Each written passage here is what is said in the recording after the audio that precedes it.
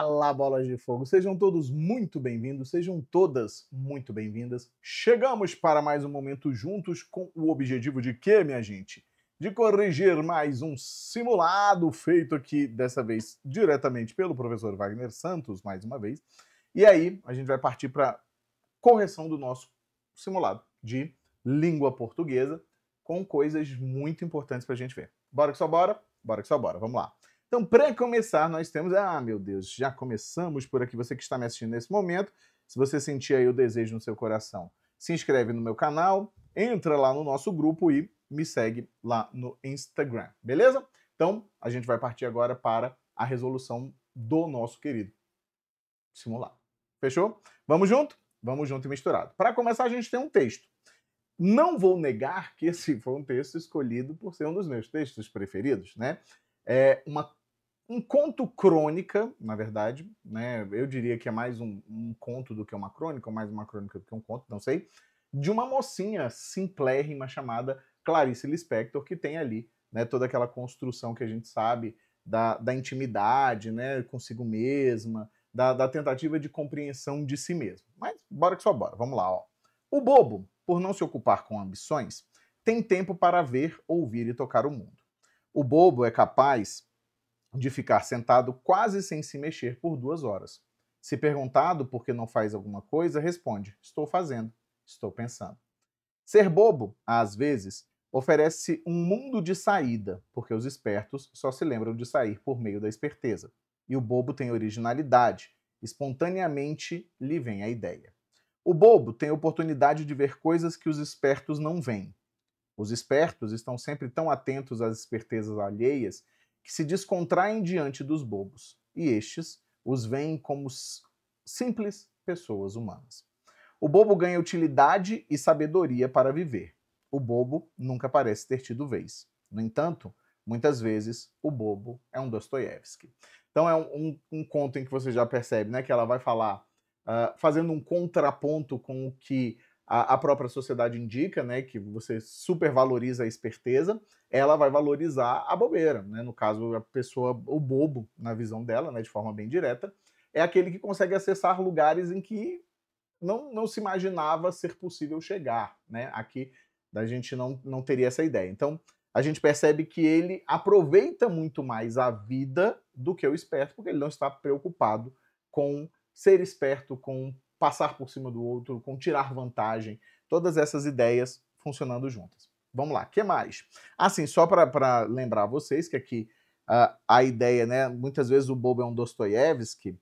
O Dostoiévski é um dos grandes ícones da literatura mundial, né? Assim, um dos caras, escreveu Crime e Castigo, inclusive, é um dos caras absurdos da literatura russa, né, junto com o Tolstói, e ele é um cara, tipo assim, considerado um dos grandes gênios da literatura mundial. Então, quase sempre que você olha aí, que alguém faz uma lista de maiores autores, se tiver 10 lugares, ele vai estar com toda certeza entre os 10. Eu tenho muita dificuldade de fazer esse tipo de lista.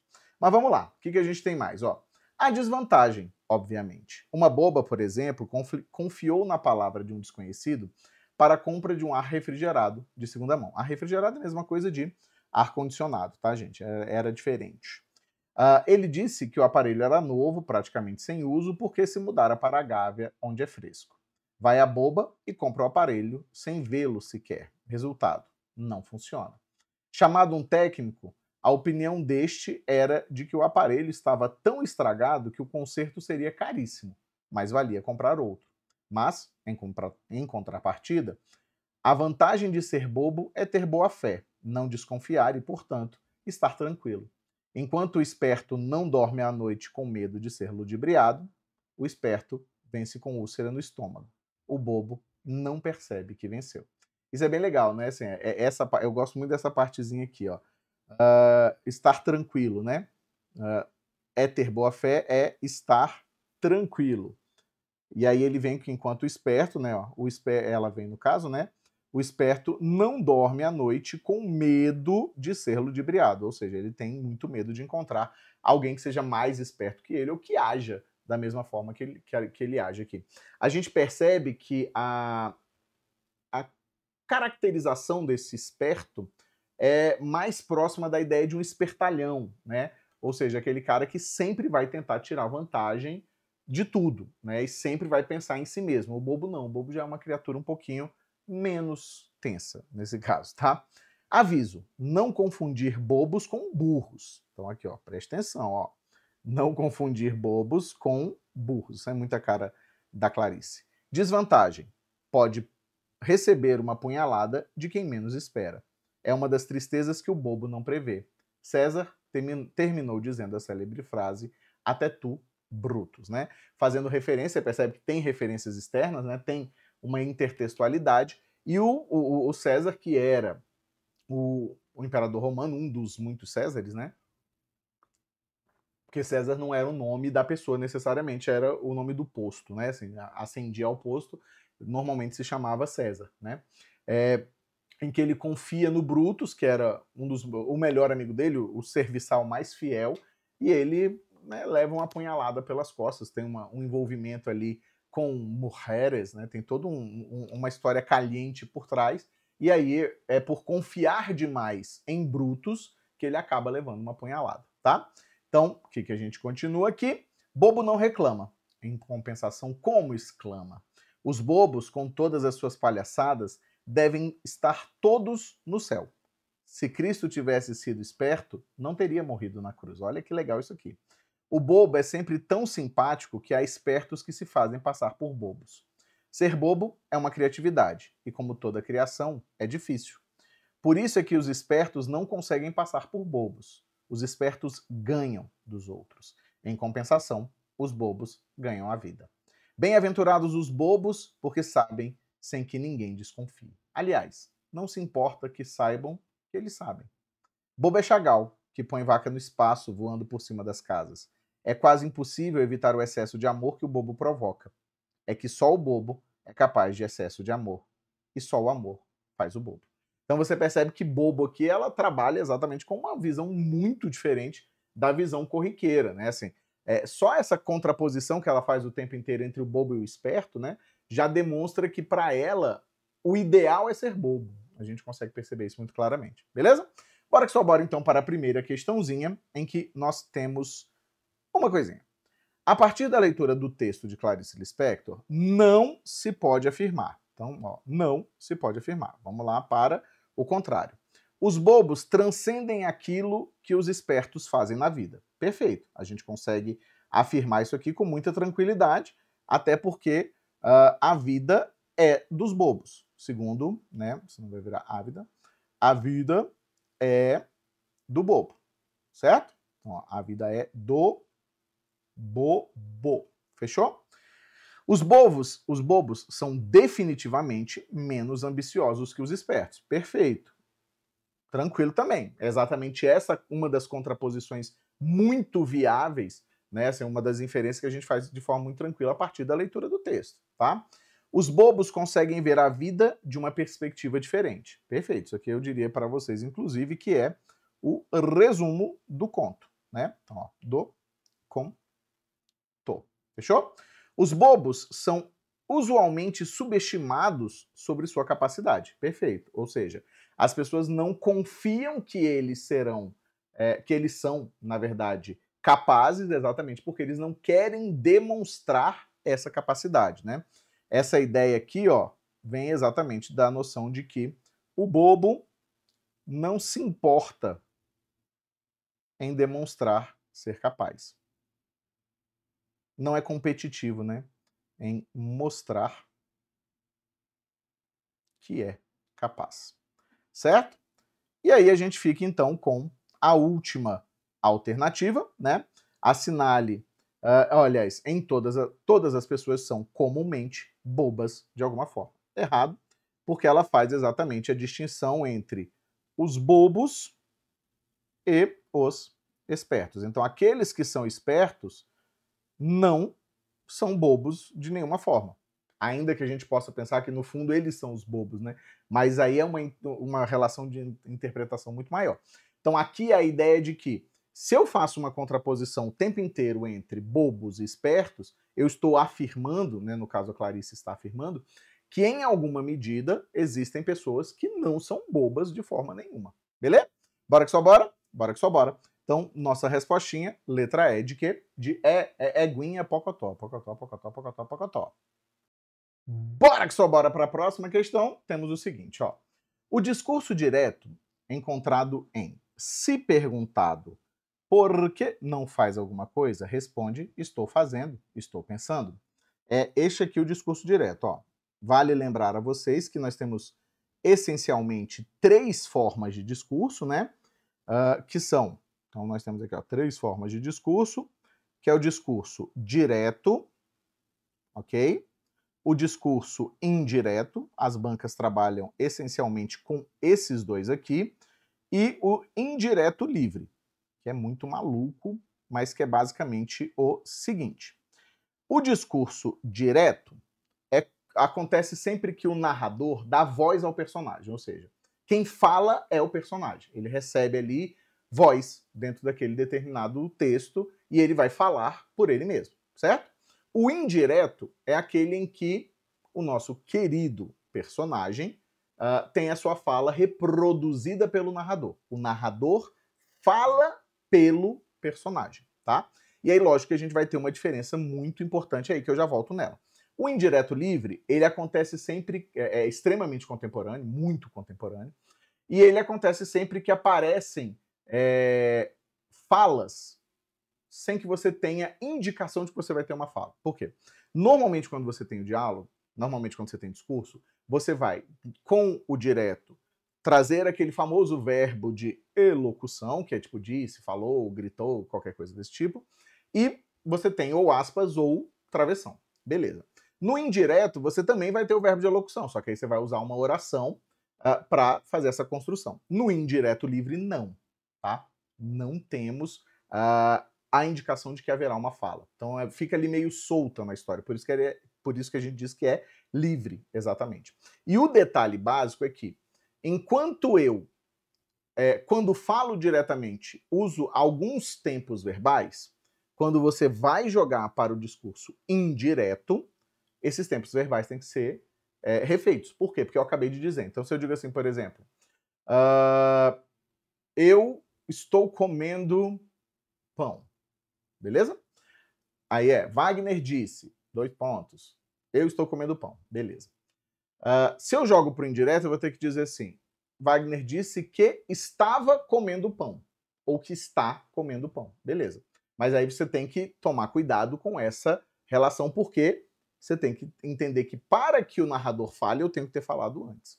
Beleza? Fechou? Então, vamos lá. Só para lembrar aqui para vocês, então, eu vou marcar tanto o direto quanto o indireto, e a gente vai pensar o seguinte, ó, direto, para você não se esquecer, o personagem ganha voz, certo? Ó, o personagem ganha voz, é ele quem fala. No indireto, o narrador fala, ó, o narrador fala, é ele que fala, beleza. Vamos lá, ó. Perguntando-se por que não faz alguma coisa, responde. 2 pontos, travessão. Já não serve pra gente. Por quê? A utilização de 2 pontos e travessão, ó, a utilização dessa criatura aqui, vou pegar uma outra corzinha, ó, a utilização disso aqui é marca de discurso direto, ok? Então, ó, marca de discurso direto. E aí, perguntando-se por que não faz nada, beleza, tá? Marca de discurso direto. Pronto. Se perguntado por que não faz alguma coisa, responde que está pensando,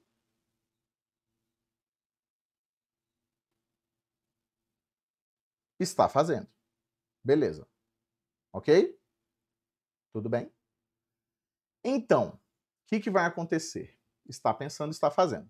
Aqui, o problema é exatamente essa ordem, ó. Responde que está pensando, está fazendo.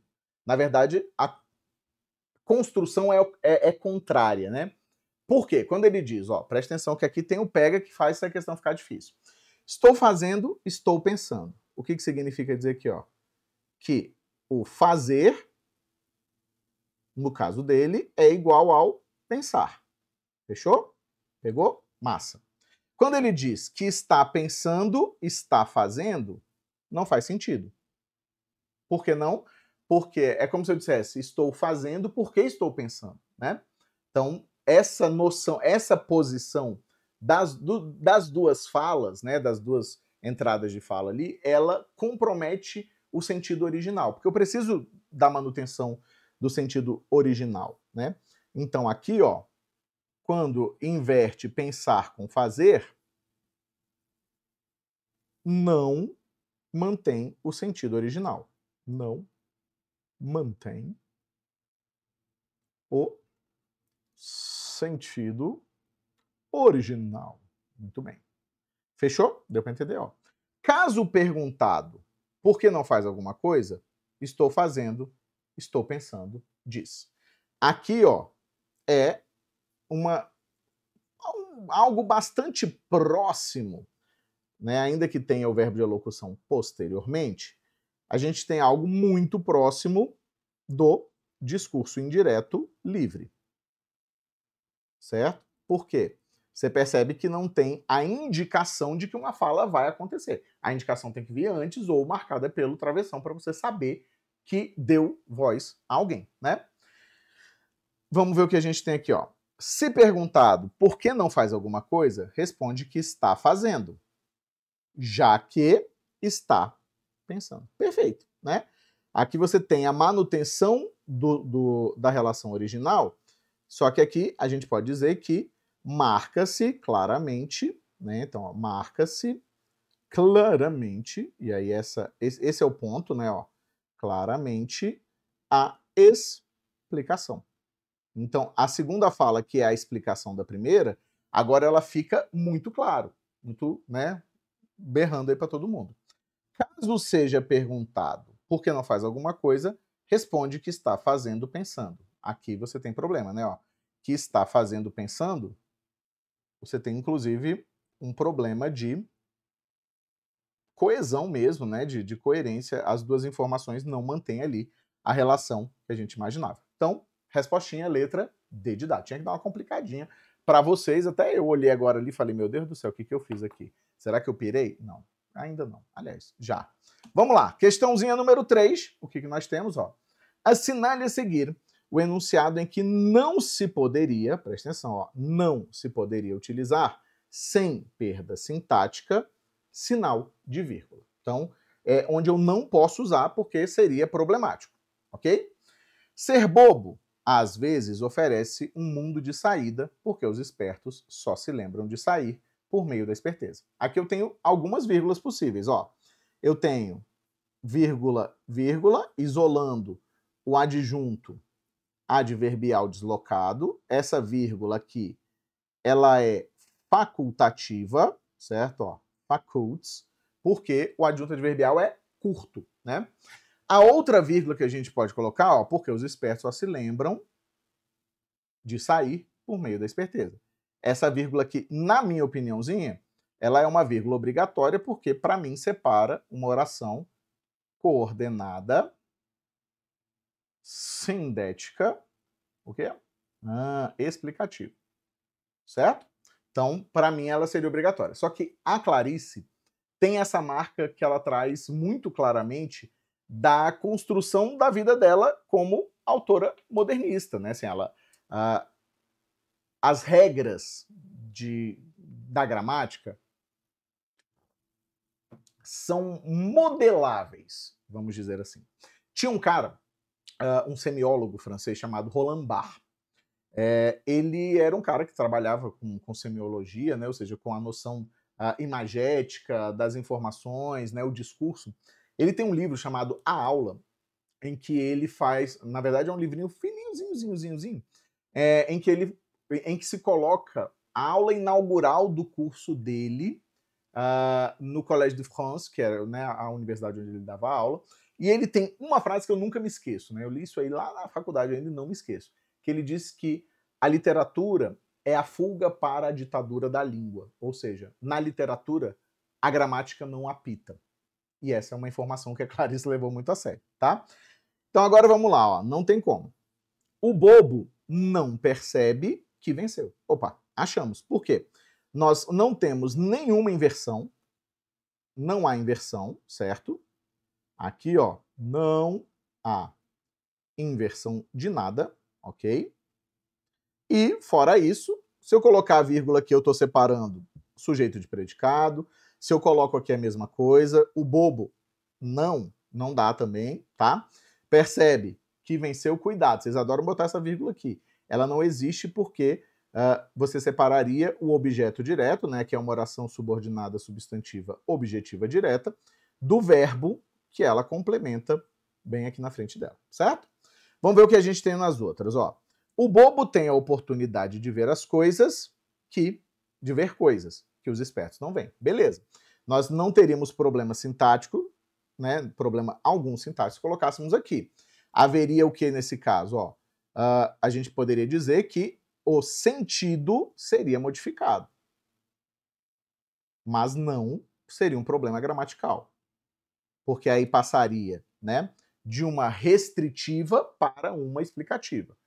Muda completamente, porque ó, o bobo tem a oportunidade de ver coisas que os espertos não veem, é uma restritiva muito clara, né?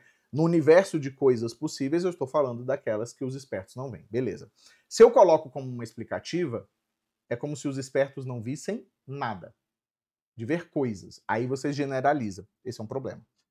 O bobo ganha utilidade e sabedoria.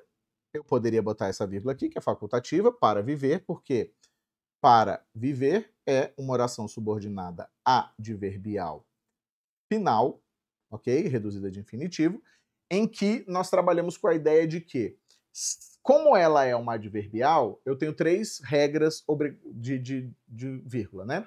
A gata, a Cassie Cat, aliás, essa é a Kate, Kate the Cat, tá doidona. Que é, se ela vem antes da oração principal, vírgula. Se ela vem no meio da oração principal, vírgula. Se ela vem na posição natural dela, que é depois da oração principal, a vírgula é facultativa. Eu nem gosto dessa vírgula aqui, porque eu acho que dá uma quebra desnecessária. Praticamente sem uso, porque se mudará para a Gávea, onde é fresco. Aqui, para mimzinho, né, nós teríamos a possibilidade de uma vírgula aqui, essa vírgulazinha aqui, facults, por conta daquela mesma história lá de cima, né? Agora uma causal, provavelmente a gente teria que analisar. Para a Gávea, para mim, essa vírgula aqui é obrigatória. Onde é fresco na Gávea. A Gávea é uma só. Para mim, essa é uma vírgula obrigues, mas a gente não vai dizer que a nossa querida Clarice errou, porque, na verdade, ela não tem que seguir as regras, porque ela era, né? Não tinha, no caso, né? Porque ela era uma literata. Fechou? Bora que só bora? Bora que só bora para a próxima. Vamos lá. Bora que só bora. O bobo é sempre tão simpático que há espertos que se fazem passar por bobos. Ser bobo é uma criatividade. E como toda criação, é difícil. Por isso é que os espertos não conseguem passar por bobos. Os espertos ganham dos outros. Em compensação, os bobos ganham a vida. Ah, legal. Bem-aventurados os bobos, porque sabem sem que ninguém desconfie. Aliás, não se importam e saibam que eles saibam. A partir do parágrafo transcrito acima, o texto do texto de Clarice Lispector, assinale a alternativa em que se apresenta, ó, a análise, vamos voltar aqui para o verdoso, ó, análise correta sobre a morfossintaxe do trecho. Para juntar, vamos começar por aqui, ó. A expressão é que, marcada no trecho, preste atenção, bola de fogo, apresenta introdução de uma oração com valor adjetivo. De primeira já está errado, né? Por quê? Para ter uma oração de valor adjetivo, essa oração adjetiva, que é isso, uma oração com valor de adjetivo é a mesma coisa de oração adjetiva, ela tem que estar do lado de um nome. Na verdade, normalmente ela aparece entre um nome e um verbo, ou um nome e um nome, né? Assim, logo depois do verbo, eu não consigo colocar um pronome relativo, porque ele não consegue retomar a informação, porque ele não retoma verbo, ele retoma nomes. Além disso, essa criatura, eu deixei aqui marcadinho para facilitar para vocês, ó. Por isso é que os espertos não conseguem passar por bobos. Essa é o que nós chamamos de uma locução expletiva, tá? Significa dizer que ela não tem valor ali dentro.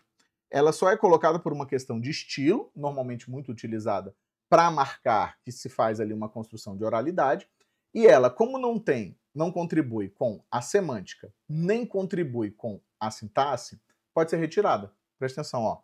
Por isso, os espertos não conseguem passar por bobos. Beleza?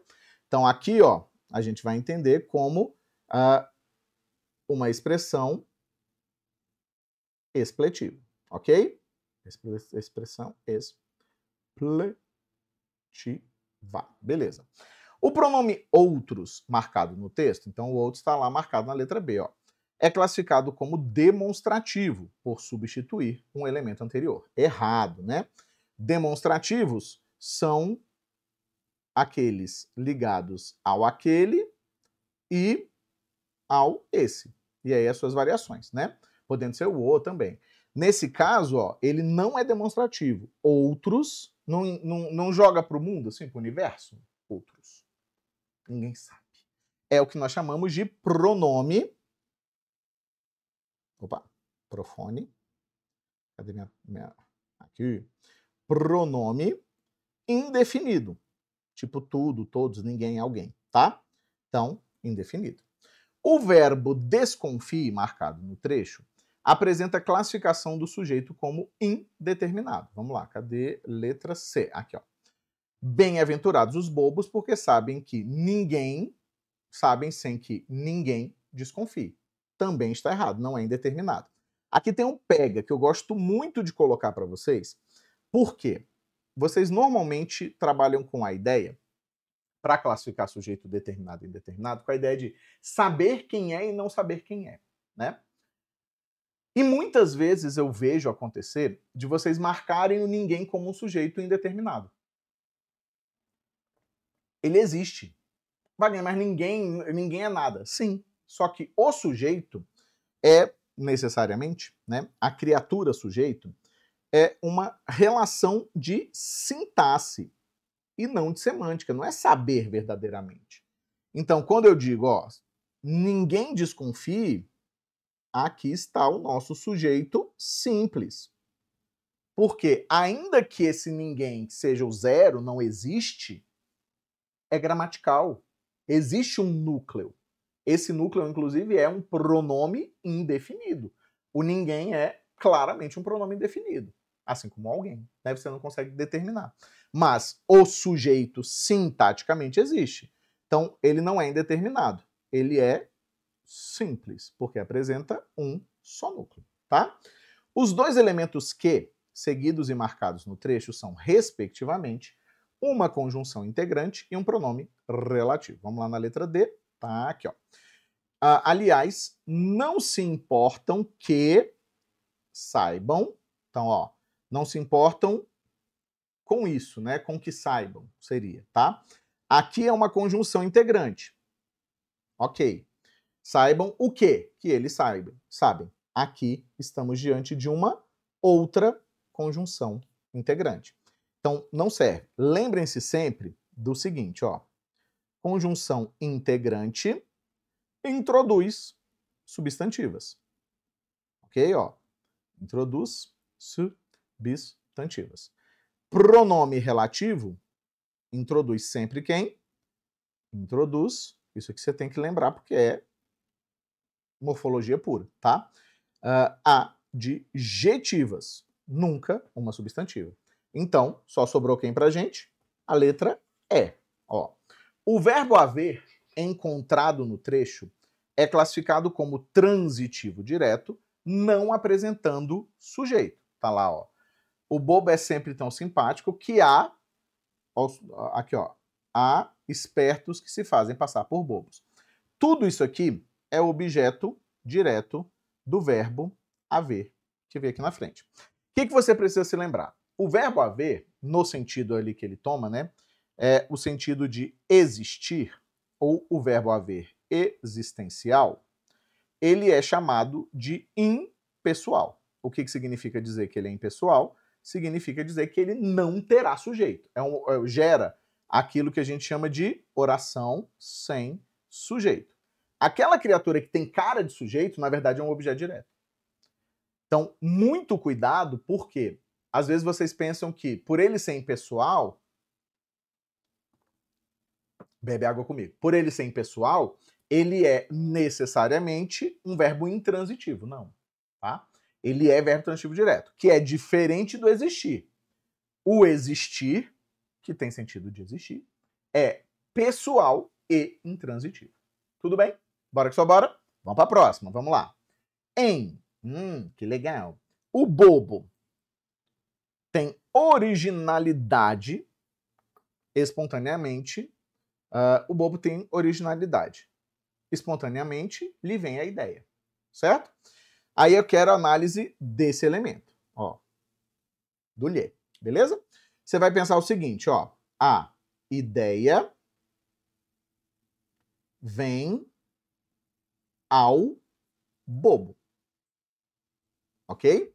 Ou seja, né, nesse caso aqui, a ideia vem ao bobo. Esse é o significado efetivo dessa frase aqui com o pronome oblíquo. Nesse nosso caso, a gente vai entender o seguinte, ó. Ao bobo vem a quem? Ao bobo. Objeto indireto. Então, esse lhe é um objeto indireto, obrigatoriamente. Ok? E aí entra em jogo uma coisa importante. Presta atenção. Para garantir, desfaz a troca. Ok? Desfaz a troca ali, exatamente igual eu fiz. E ele, por ser um pronome oblíquo, ele tem um referencial. Então, ó, ele é um pronome oblíquo, ele está substituindo alguém. Então, aqui, ó, tem referencial, que é exatamente o que a gente entendeu ali como sendo o bobo. Beleza, uma informação a mais. Além disso, você vai pensar o seguinte, existem 3 possibilidades de retomada ou de referência. São as seguintes, olha só. A gente vai ter a retomada anafórica, a retomada catafórica e a retomada deítica, ou simplesmente deítico, normalzinho, tá? Também conhecido como exofórica. Anafórica, você vai pensar o seguinte, retoma, ó, termo anterior. Então a gente já chegou à conclusão que esse lhe é anafórico. Por que ele é anafórico? Ó, ele está retomando o bobo ali. Fechou? Perdão aqui, ó. Catafórica. É o TDAH, né, gente? Catafórica. Vamos ver a catafórica? É referente a termo posterior. Ok. E deítico. Retoma um termo ou ideia, né? Aqui, gente, entendam como termo ou ideia, tá? Porque também podemos retomar ideias por meio de pronomes. Termo barra ideia. E aqui, ó, termo e ideia externo ao texto. E normalmente vai acontecer o quê? Vai ser variável conforme a leitura. Então, se eu coloco, por exemplo, escrevo um texto e digo, este ano quero paz no meu coração. Quando você pensa, este ano quero paz no meu coração, se você ouve essa música, né, esse ano quero paz no meu coração, é 2025, que é quando eu estou gravando isso. Se você cantar isso no ano que vem, é 2026, porque este ano, na verdade, é externo, né? Não existe um referencial dentro do contexto para aquilo, beleza? Então, seria basicamente isso. Então, ele não é catafórico, vamos lá, vamos de resolver, ó. Não é catafórico, não é deítico, que está dentro do texto, certo? É anafórico, beleza. Com função de objeto direto. Não dá. O que eu quero que vocês pensem aqui e que vocês guardem, ó. O lhe e o lhes, sempre que forem objetos, serão objetos indiretos. Beleza. O, a, os, as, quando forem objetos, eu estou falando de pronome aqui, hein, gente? São sempre objetos diretos. Um não pode desempenhar a função do outro. O, a, os, as nunca será objeto indireto. O lhe e o lhes nunca será objeto direto. Por isso que uma frase como essa aqui, ó, hoje lhe vi na rua, tá errada. Tá? Por quê? O verbo ver é um verbo transitivo diretaço, ó, ele é um VTDzão, fechou? Então, o lhe não pode funcionar. Hoje, ouvi ou a vi, né? Vai depender. Por que que normalmente as pessoas misturam? Porque, necessariamente, né, a gente vai ter exatamente essa noção de é mais chique o lhe do que o... Uma grande besteira. Seguindo, ó, um elemento exofórico. Não, né? Porque exofórico pensa no exo, ó. Exo, tá? Então aqui, ó, não dá para ser. Exo é a mesma coisa de referência deitica. Não é um deitico.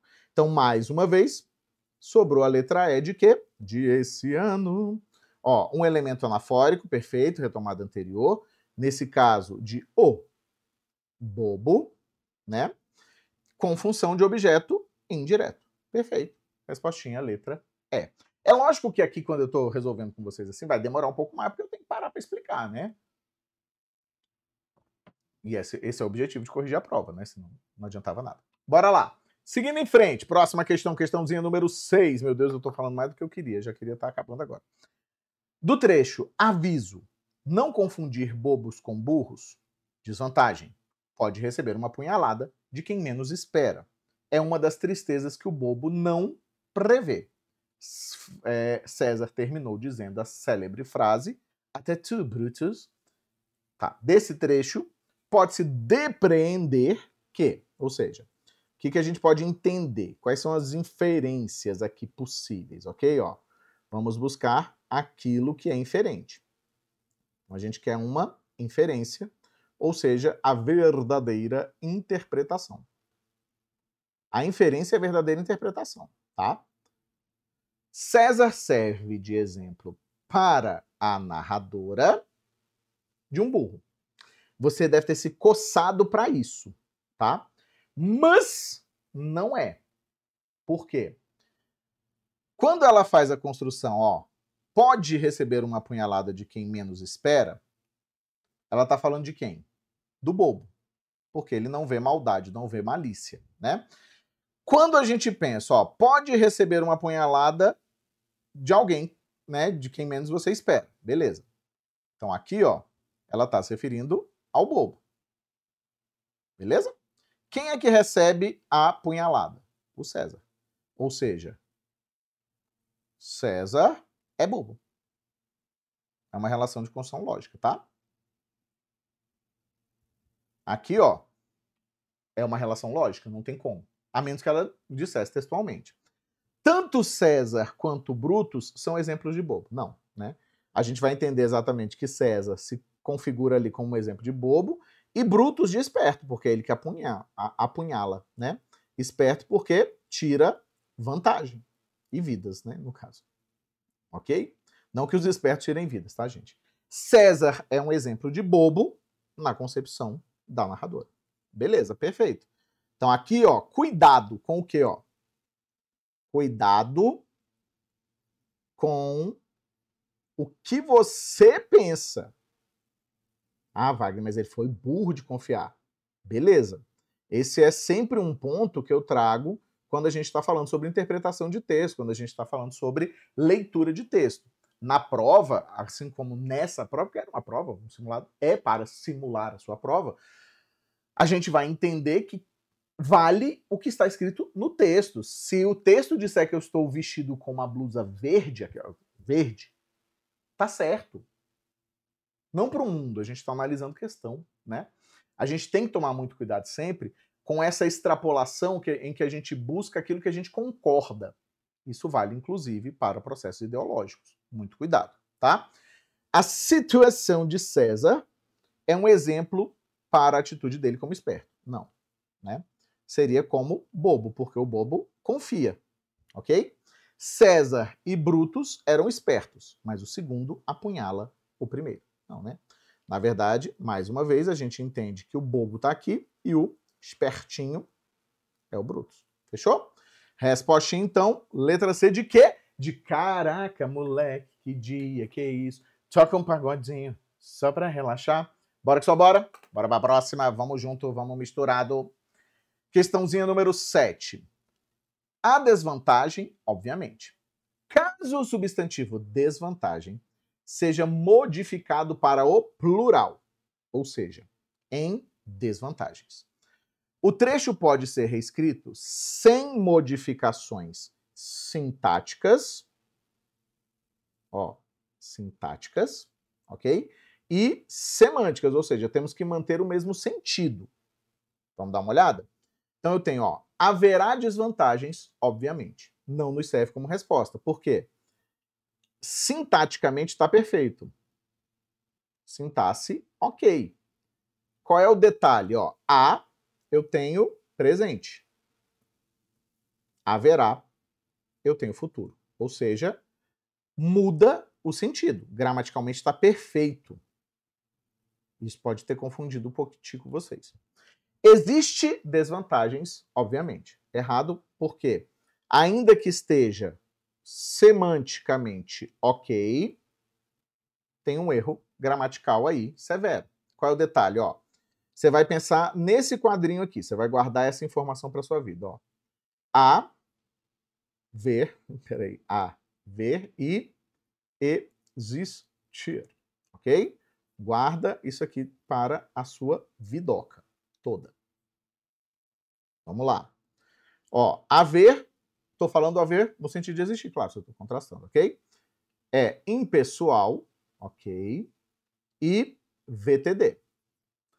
O existir é pessoal e VI.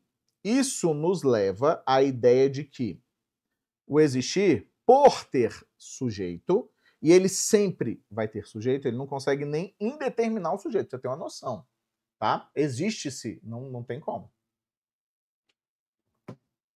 Nem existiam. É tão íntima a relação dele com o sujeito que ele não consegue ser construído sem ele, tá? Existir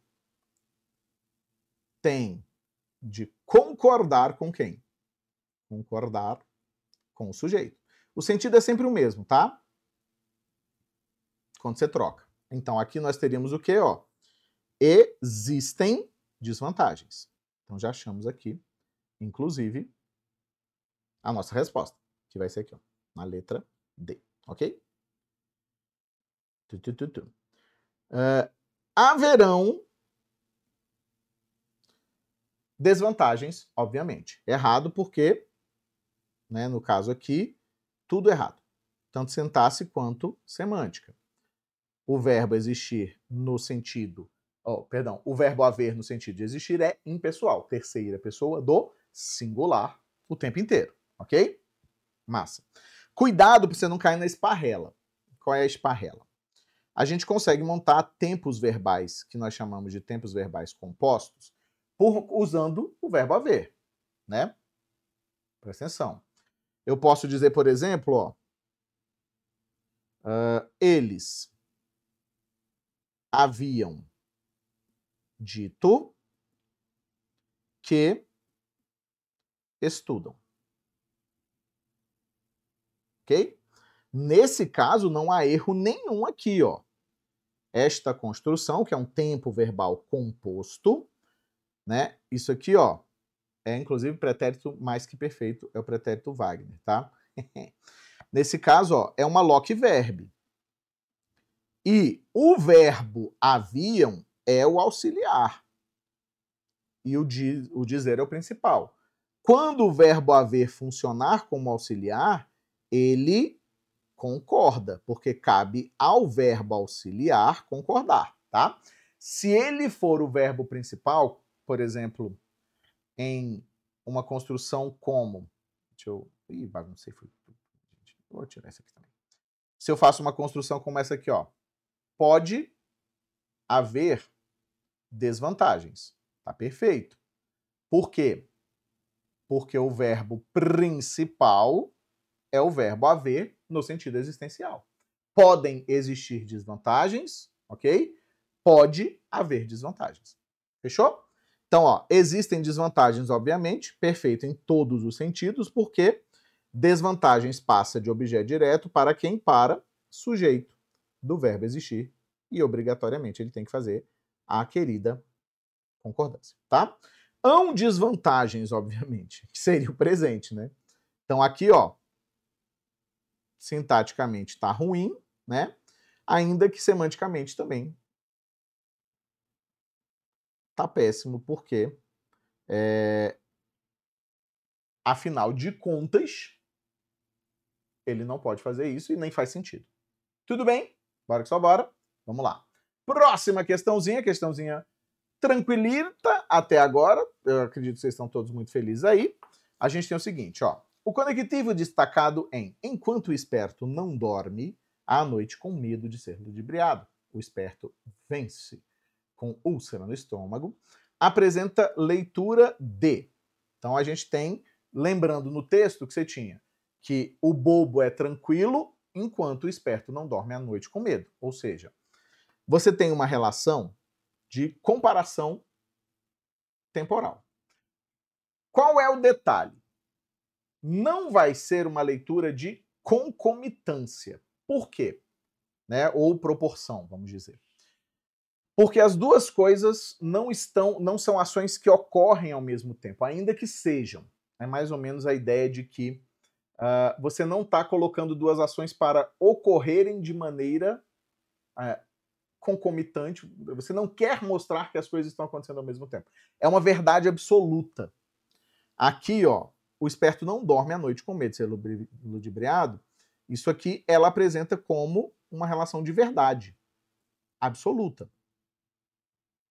Ok? Então, se eu tenho um processo comparativo aqui, eu vou entender que esse enquanto vai ter valor de tempo. Não é concomitante exatamente por isso, porque não há uma marcação temporal, vamos dizer, né? Assim, ó, não há delimitação de tempo. Ok? Então, ó, não há delimitação de tempo. Quando a leitura é de concomitância, é a mesma coisa de proporção. Por isso que também não poderá ser. Adição e explicação, tenho certeza que você nem cogitou. Nossa leitura vai ser de tempo, exatamente por ser um fato atemporal. É o contrário, né? Assim, é um fato atemporal. É tempo porque é atemporal, Wagner? É, porque não tem uma marcação de acontecer ao mesmo tempo, tá? Pega essa visão aí. E essa eu caprichei para vocês. Vamos lá, mais uma questãozinha. Mais uma questãozinha muito boa. Estamos chegando ao fim, gente. Eu não estou correndo, não, mas é isso aí. Vamos lá. No trecho a seguir, aliás, não se importam que saibam que eles sabem. Os elementos destacados deverão ser classificados, respectivamente, com. Vamos lá, então. Ó. A gente já fez a classificação dos primeiros, né? Ó. Não se importam que saibam que eles sabem. Beleza? Então, aqui, ó, a gente já sabe que é uma conjunção integrante. Deixa eu botar uma coisa mais leve. Né? Aqui, o primeiro que é uma conjunção integrante, porque está introduzindo uma oração subordinada substantiva desenvolvida. Saibam o quê? Que eles sabem. Também é uma conjunção integrante, porque está introduzindo uma oração subordinada substantiva também. Beleza. Aí agora vem o C. Pensa comigo, ó. Faz a conjugação desse verbo aqui comigo. Seria como? Eu me importo. Opa. Tu te importas. Ele se importa. E aí sucessivamente. O que a gente vai compreender aqui? Não é voz passiva. Porque, ó, não se importam, os bobos não se importam. Os bobos não são importados, não dá. Né? Importado aí ganha um outro sentido, né? E aí passa a ser de trazer de fora.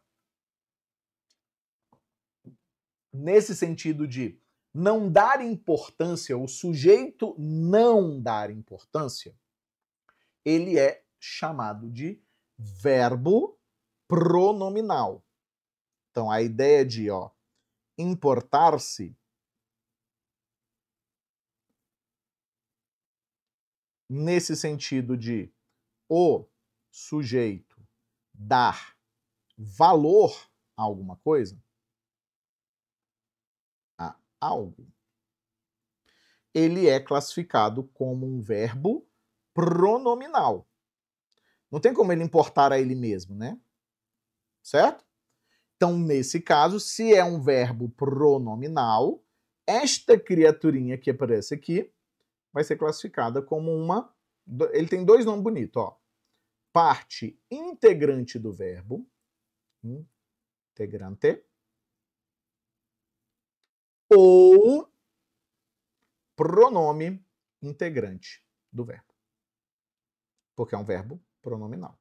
É a mesma coisa, tá? São dois nomes para a mesma ideia. Parte integrante do verbo, conjunção integrante, conjunção integrante.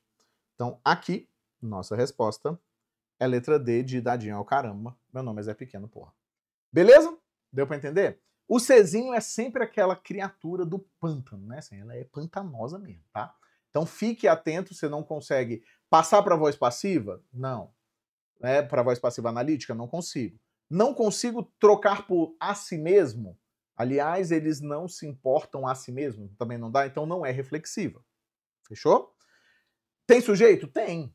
Tá dentro do contexto, mas tem. Os bobos não se importam que saibam que eles sabem. Fechou? Então, realmente, letra D. Bora pra ultiminha, que eu botei mais uma de morfologia. Essa aqui eu caprichei nessa prova para morfologia, exatamente porque é o mais cobrado, tá? Mas não se preocupem que depois vai ter outras coisas. Vamos lá. Assinale a seguir a alternativa que não contém um pronome relativo. Lembrando a vocês que os pronomezinhos relativinhos são aquelas criaturas que, necessariamente, têm aquelas três verdades. Vamos aproveitar aqui e falar três coisas importantes para vocês com relação ao pronome relativo. Retoma termo anterior. Eu só conheço um caso, e de verdade, assim, já procurei pra caramba outros casos, mas não conheço, eu só conheço um caso que é do Marília de Dirceu, em que o pronome relativo aparece antes do termo ao qual ele vai se referir, né? Mas aí é a literatura, ainda mais a poesia, que mexe muito com a construção, né? Sintática. Então, ó, retoma termo anterior, então ele é essencialmente anafórico. Beleza. Ó, anafórico. Fechou. Ele introduz, todas as vezes que ele aparece, ele vai ter que introduzir uma oração. Ó. Uma adjetiva. Sempre. É a vida dele, tá? E por fim, desempenha função sintática na adjetiva, dentro dela. E aí essa função tem que ser analisada. Inclusive, é por conta desses três viés, né, vieses, ou desses três viés, que necessariamente ele é muito cobrado. Porque assim, como você pode trabalhar com ele? Semântica. Você pode trabalhar classificação de orações, você pode trabalhar sintaxe, você pode trabalhar morfologia de classificação dele, pura e simples. Ele acaba sendo o preferidão. Fechou? Vamos ver o que a gente tem, ó. O bobo tem oportunidade de ver coisas que os espertos não veem. Então já não temos a nossa respostinha, porque esse quezinho retoma coisas. Como é que a gente sabe quem retoma? A gente desfaz, ó. Os espertos não veem coisas. Opa, beleza, perfeito. Coube. Então a gente já sabe que é, tá? Coube é do Medeiros, né? Tão atentos às espertezas alheias que se descontraem diante dos outros. E agora, José? Eita ferro, essa aqui passou lisa. Tem duas respostas essa questão, gente. Porque, ó, tão atentos que se descontraem. Essa aqui é uma das respostas. Passou lisa por mim mesmo. Olha que doideira, gente. Fui eu que fiz mesmo, eu que elaborei, mas passou liso. Esse que se descontraem diante dos bobos, nesse caso aqui, ó, tão atentos que se descontraem.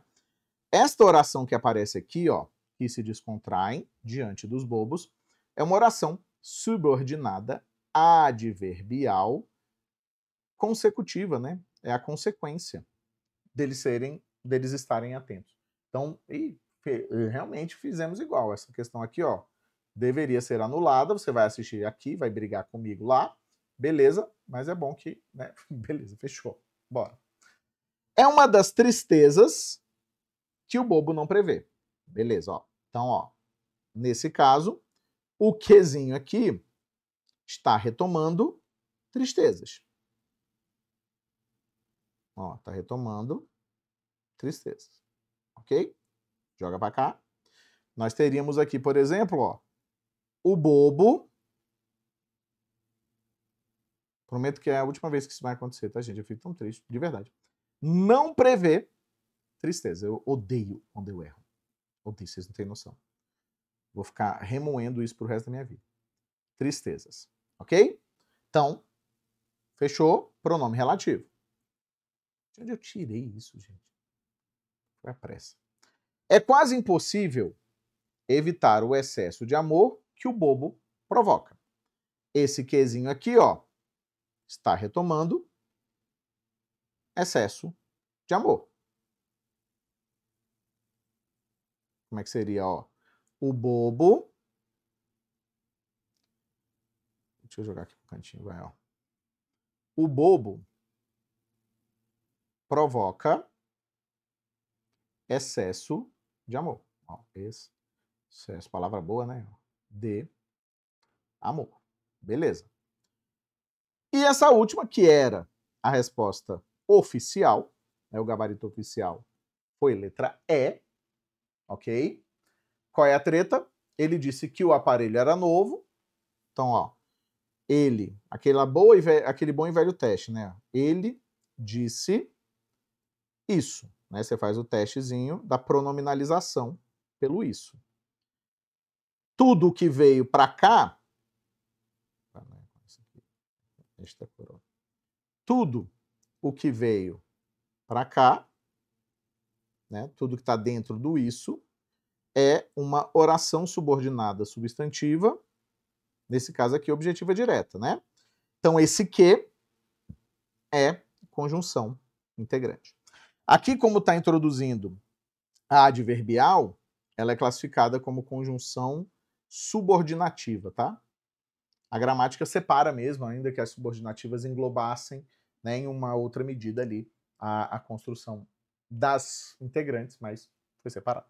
E aí nós temos o quê? Agradecimentos. Quero agradecer imensamente a vocês. Aqui, ó, pimba, se inscreve, pimba, grupeia, pimba, instagrameia. Beleza?